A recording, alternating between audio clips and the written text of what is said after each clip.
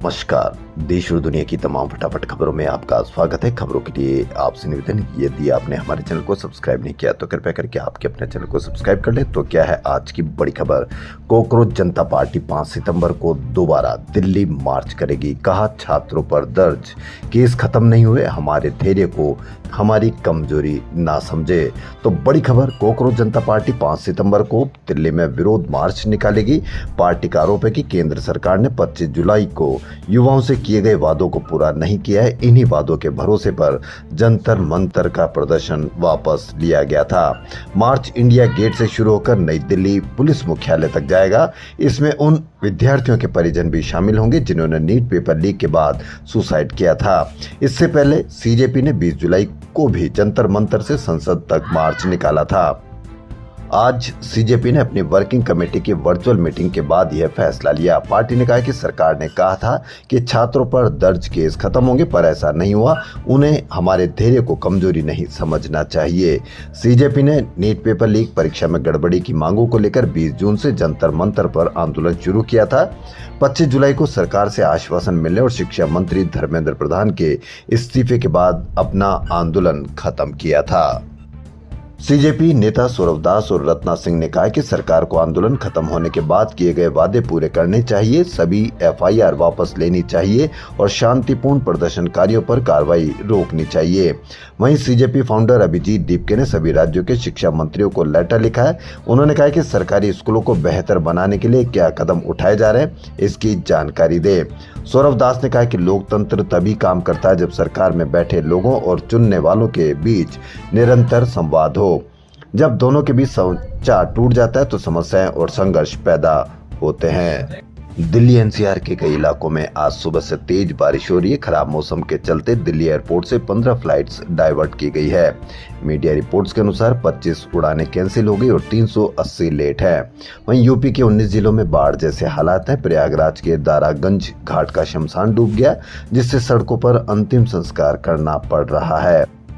मध्य प्रदेश के जबलपुर, चंबल और नर्मदापुरम संभाग में तेज बारिश हुई। अशोकनगर में युवक बाइक समेत बह गया। पूर्व केंद्रीय मंत्री पी चिदम्बरम ने आज लोकसभा और विधानसभा चुनाव एक साथ कराने के प्रस्ताव का विरोध किया। उन्होंने संसद की संयुक्त समिति के सामने इसे असंवैधानिक पहल बताया।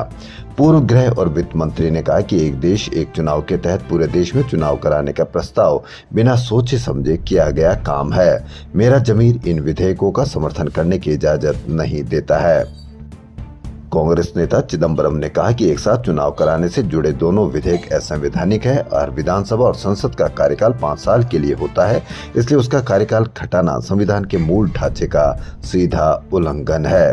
वहीं तृणमूल कांग्रेस की समिति सदस्य सागरिका घोष ने भी विधेयक का विरोध किया। उन्होंने कहा कि इससे चुनाव आयोग को बेलगाम अधिकार मिल जाएंगे।